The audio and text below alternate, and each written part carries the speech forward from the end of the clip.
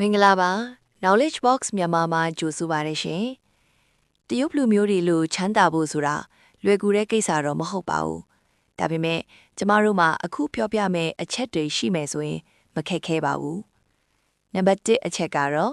ငွေကြေးဆိုတာအမြဲတမ်းအာဏာနဲ့ဆက်ဆက်နေပါတယ်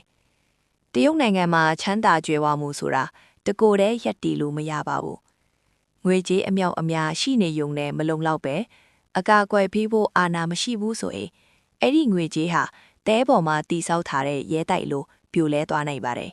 ။တရုတ်သူထေတွေဟာနိုင်ငံရေးနဲ့အာဏာရှိသူတွေရဲ့ဆက်ဆံရေးကိုအရေးကြီးတဲ့တတိုင်းကြီးတစ်ခုလိုသဘောထားကြပါတယ်။ဒါကြောင့်အကျိုးအမြတ်နဲ့အာဏာကြားမှာမျှတမှုကိုဖန်တီးနိုင်တဲ့သူကသာသူတို့ရဲ့ချမ်းသာကြွယ်ဝမှုကိုပိုကြရှိခံအောင်လုပ်နိုင်တာဖြစ်ပါတယ်။နံပါတ်2အချက်ကတော့အမြဲတမ်းဥတီချက်ပြောင်းဖို့အဆင်ပြေနေပါစီးပွားရေးလောကမှာပြောင်းလဲပြင်လွယ်ရှိတာကရှုပ်ဝတ်လက်နက်ပါပဲဘယ်စည်းကွက်ကမှထာဝရထွန်းတောက်မနေဘူးဆိုတာကိုတရုတ်တထေတွေကောင်းကောင်းနားလည်ကြပါတယ်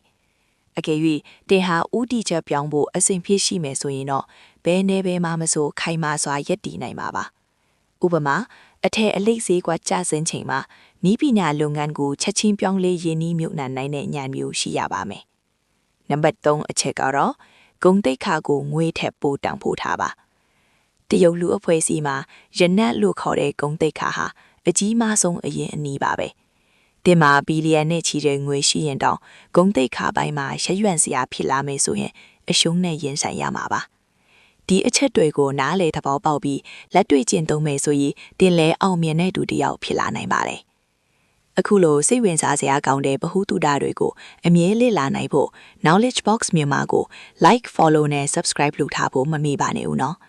ဒီဗီဒီယိုလေးကအကျိုးရှိတယ်ဆိုရင်လည်းတခြားသူတွေသိအောင် share ပေးသွားပါအောင်ရှင်အားလုံးကိုကျေးဇူးတင်ပါတယ်ရှင်